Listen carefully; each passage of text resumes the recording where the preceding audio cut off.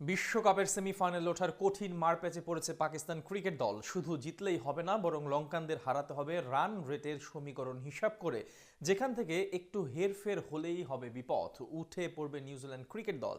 সেমিফাইনালে উঠতে হলে তবে কত রান আর ওভারের ব্যবধানে জিততে হবে সালমান আলী আগাদের, সেটাই জানবো রিপোর্ট। সব আশা যেন নিভে গিয়েছিল, বিদায়টা এক প্রকার নিশ্চিত হয়ে গিয়েছিল পাকিস্তানের। তবে সেই নিশ্চিত বিদায়ের হাত থেকে বাবার আজমদের টেনে তুললেন রেহান আহমেদ।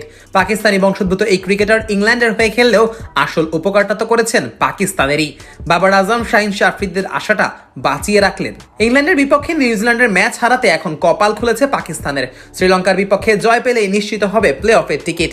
তবে রয়েছে ছোট্ট এক শর্ত, জয়ের ব্যবধানটাও হতে হবে বিশাল। আর তাহলেই কেবল নিউজিল্যান্ডের সমান পয়েন্ট পাওয়া সত্ত্বেও রান রেটের বিচারে এগিয়ে যাবে সালমান আলী আগার দল। এখন প্রশ্ন হচ্ছে, ব্যবধানটা আসলে কত? 3 ম্যাচ শেষে 1 জয়, 1 পরাজয় এবং 1টি পরিত্যক্ত ম্যাচে নিউজিল্যান্ডের পয়েন্ট এখন 3। Net run rate 1.390। অন্যদিকে পাকিস্তানের পয়েন্ট 1 ও নেট রান রেট -0.461। অর্থাৎ নিজেদের পরের ম্যাচে জিতে নিউজিল্যান্ডের এই রান রেট টপকাতে হবে পাকিস্তানকে। ফলে মোটা দাগে 63 থেকে 65 রানের ব্যবধানে জয় পেলেই সেমিফাইনালে খেলতে পারবে বাবার আজম শাহিন শাহ আফ্রিদিরা।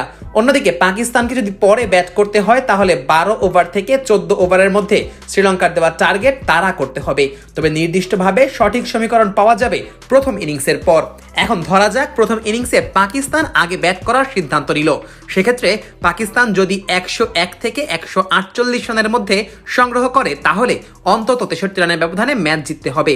অন্যদিকে পাকিস্তানের সংগ্রহ যদি 149 থেকে 194 রানের মধ্যে হয়ে থাকে, তাহলে জয়ের ব্যবধান হতে হবে 64 রানের। আর পাকিস্তান যদি 197 রান থেকে 144 রান করে, তাহলে জয়ের ব্যবধান হবে অন্তত 65 রানের।